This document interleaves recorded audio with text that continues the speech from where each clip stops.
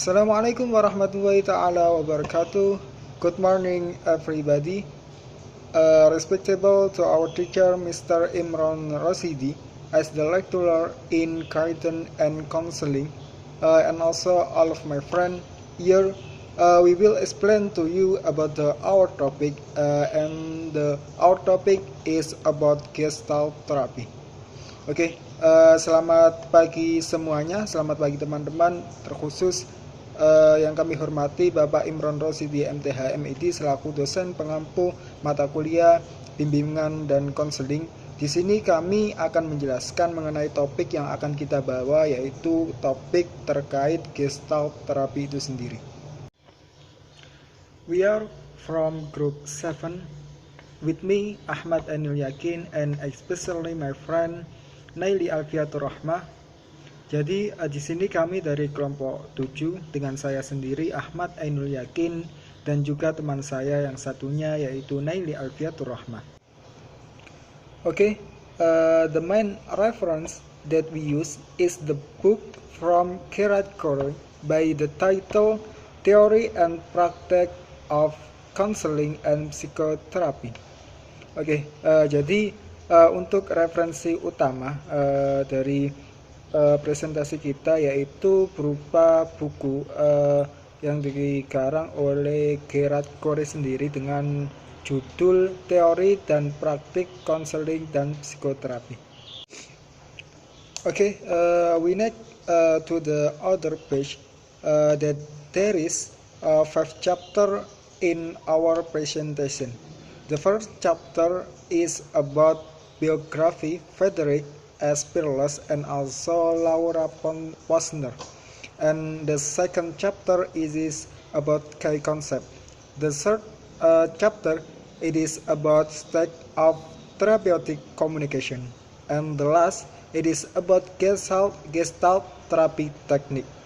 Jadi untuk tabel dari konteks sendiri, jadi nanti itu ada setidaknya ada 5 pembahasan yang akan kita uraikan dalam presentasi kita kali ini.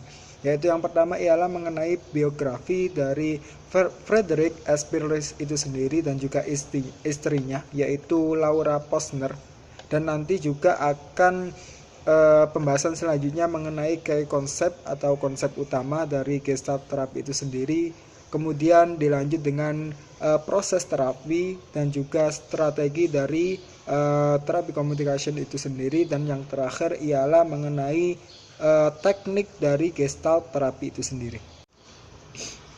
Okay, before we going to the material about Gestalt therapy, we must know about the main originator and developer of Gestalt therapy. And here I will explain to you about biography of Frederick S. Perles. Who is the Frederick S. Perles? Frederick S. Perles, MD, PhD, was the main originator and developer of Gestalt therapy. Born in Berlin, Germany, into a lower middle-class Jewish family. He later identified himself as a sort of mass trouble for his parents. Jadi di sini sebelum kita nanti membahas terkait konsep utama dari terapi Gestalt itu sendiri, maka lebih baiknya kita mengetahui siapa sih sebenarnya pencetus dari teori atau Gestalt terapi itu sendiri.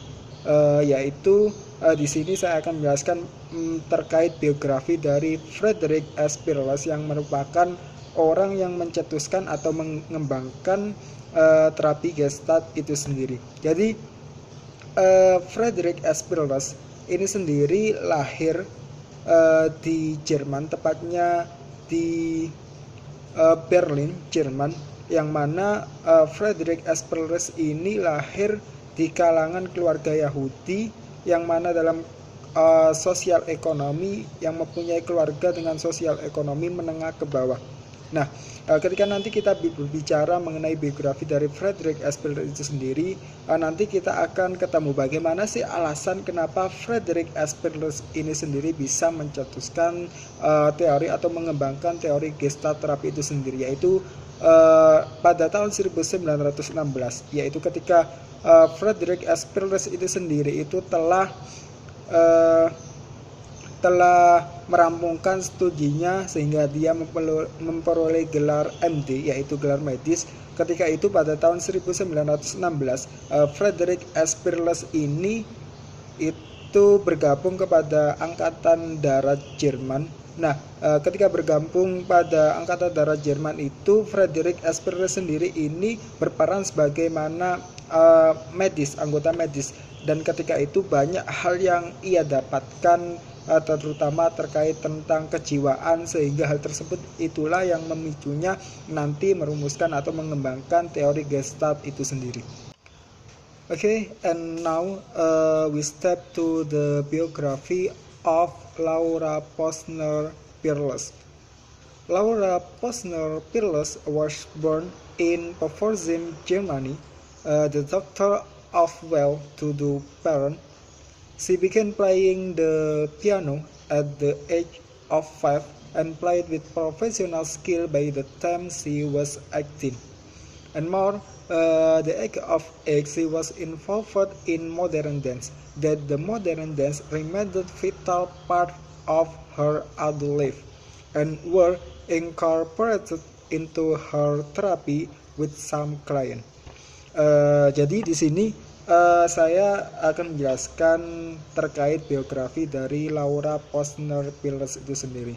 Jadi jika sebelumnya telah disampaikan mengenai biografi dari Frederick Aspers, sekarang saya akan menjelaskan mengenai biografi dari Laura Posner-Pirles, di mana Laura Posner-Pirles ini sendiri merupakan istri dari Frederick Aspers dan juga salah seorang yang membantu mengembangkan Gestalt terapi itu sendiri.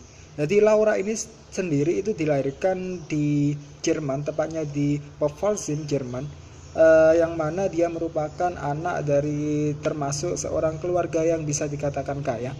Dan dia sendiri, Laura sendiri ini sudah bermain piano yang merupakan hobinya itu sejak umur 5 tahun. Dan pada umur 18 tahun ia telah bermain piano dan menjadi seorang yang profesional dalam memainkan hal tersebut. Bukan hanya itu, Laura Posner sendiri itu menyukai tarian modern, di mana tarian modern ini merupakan sebuah hal yang vital baginya di umur kedewasaannya itu sendiri. Nah, Laura Posner sendiri ini adalah seseorang yang sedikit banyaknya mempunyai peran penting di dalam mengembangkan Gestalt terapi ini sendiri. Karena kata Laura sendiri Frederick Aspers itu tidak akan bisa mendapatkan apapun atau akan bisa mencetuskan atau mengembangkan teori Gestalt terapi tanpa ada bantuan darinya atau tanpa ada dukungan dari teman-temannya dan dari dirinya sendiri. We step to the next chapter. It is about the concept of Gestalt therapy. Actually, what is the Gestalt counseling therapy?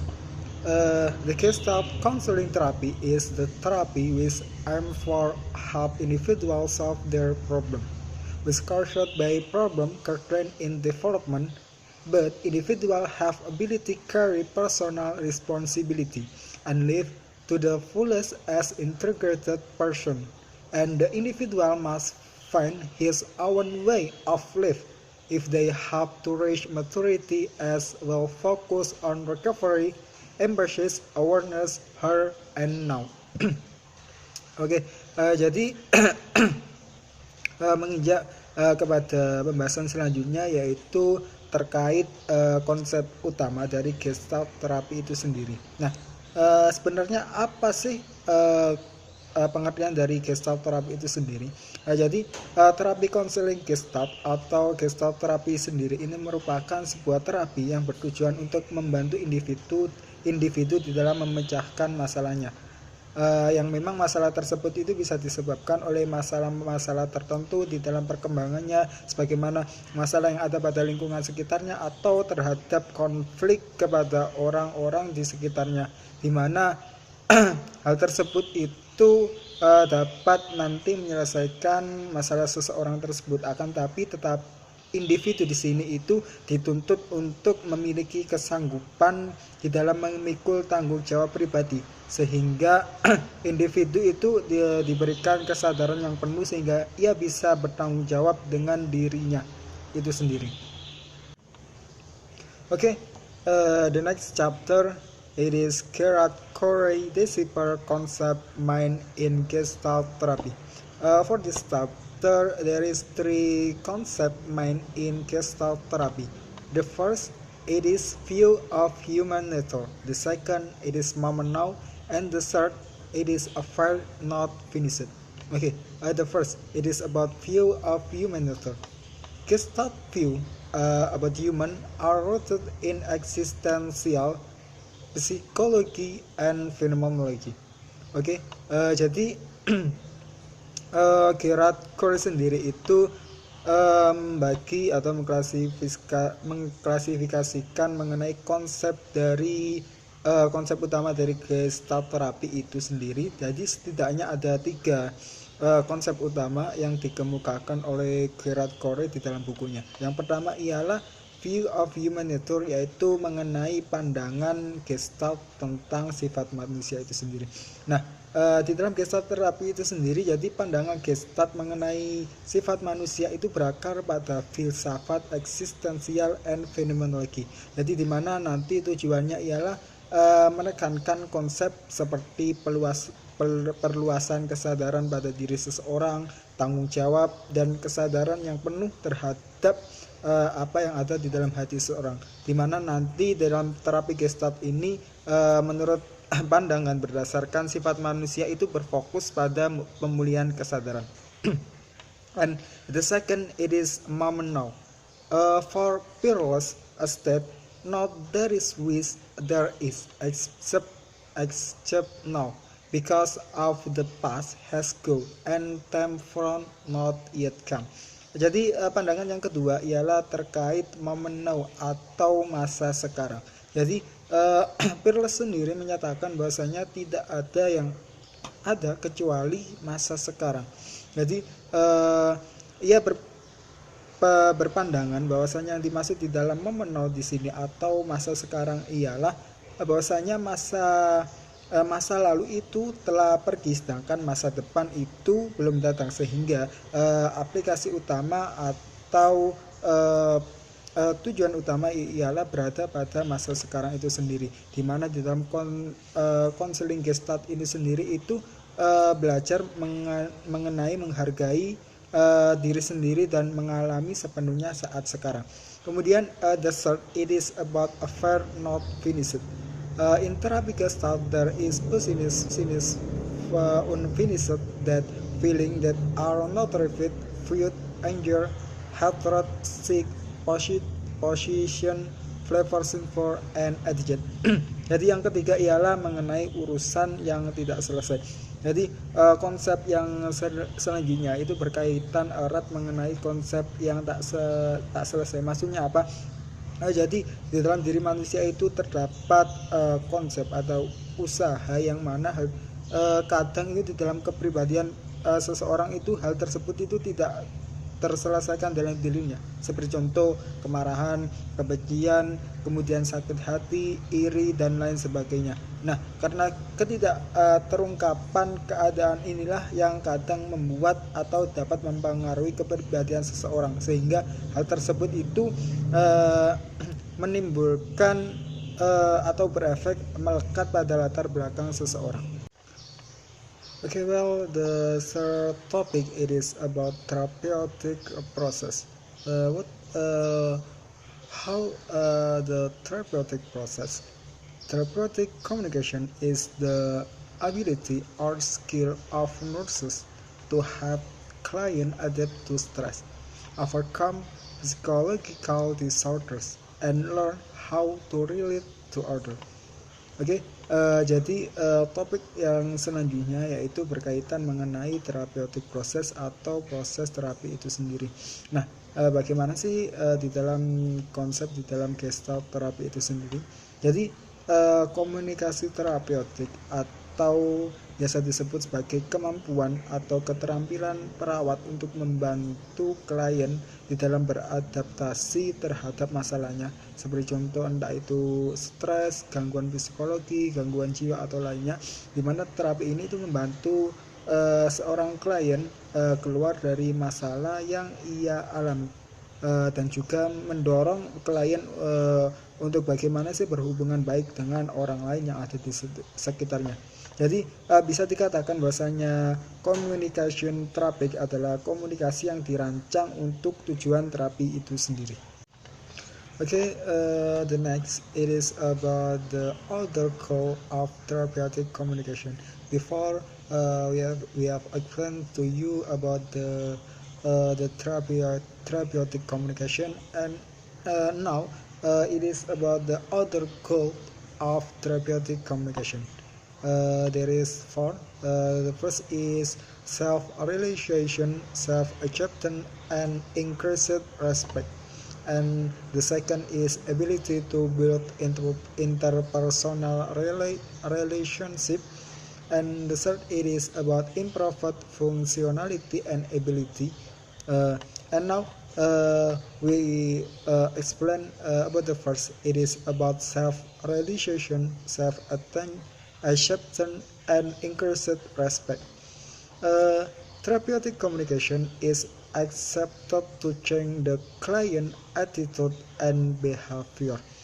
Oke, jadi di sini saya akan menjelaskan mengenai other goal atau tujuan lain dari terapi communication itu sendiri. Jika sebelumnya sudah dijelaskan mengenai therapeutic communication atau komunikasi terapik, maka di sini dijelaskan bagaimana sih tujuan dari komunikasi terapi itu sendiri. Jadi setidaknya di sini dipaparkan ada 4 tujuan yang ada.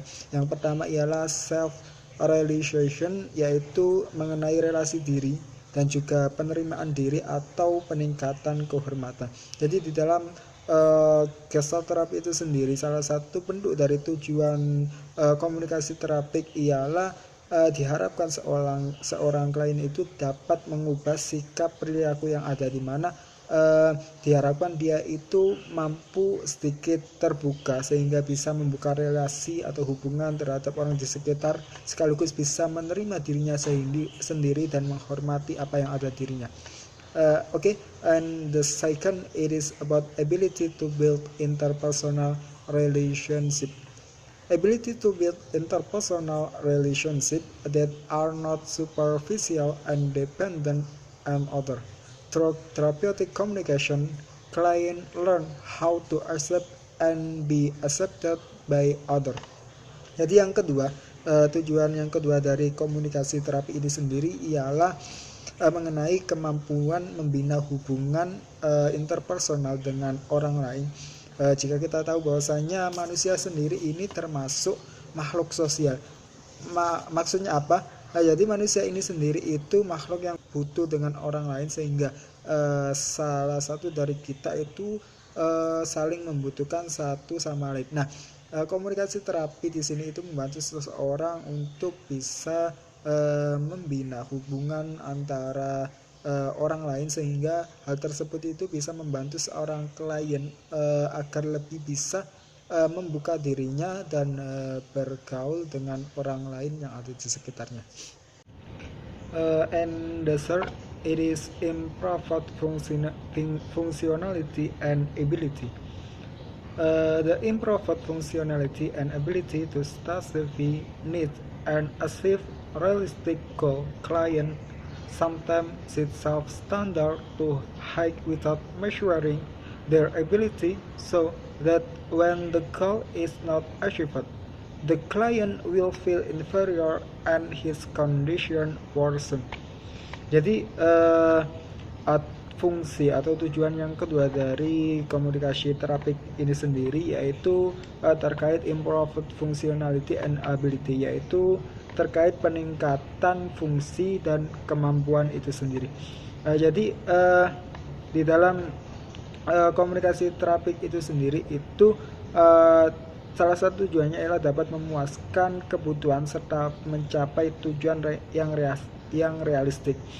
Karena terkadang di dalam masalah yang ada, terkadang klien itu menetapkan standar tinggi yang ada pada dirinya, sehingga ketika ia menetapkan standar tinggi dan standar tersebut itu tidak dapat tercapai dirinya, maka hal tersebut itu dapat mengakibatkan kekecewaan atau rasa bersalah, bahkan sampai berpengaruh kepada dirinya itu sendiri. Nah, komunikasi terapik ini membantu seseorang klien di mana ia bisa mengukur bagaimana kemampuannya dan bagaimana mengatasi terkait hal tersebut. Okay, and for it is about improved identity and self-integrity. That in inherent identity and self-integrity being sick for too long tend to cause the client to experience impaired identity and self-integrity, so that they do not have self-confidence and feel inferior. Jadi yang keempat, kemudian yang keempat dari komunikasi terapi itu sendiri ialah terkait peningkatan identitas dan integrasi diri, di mana keadaan masalah atau problem pribadi yang ada pada klien sendiri itu kadang itu banyak ditimbulkan mengenai lingkungan atau seseorang sebagainya. Nah, hal tersebut itu bisa menyebabkan klien mengalami gangguan identitas dan integritas di dalam dirinya itu sendiri. Nah, salah satu tujuan dari komunikasi terapi ini bisa membantu menimbulkan kembali rasa percaya diri yang selama ini hilang dari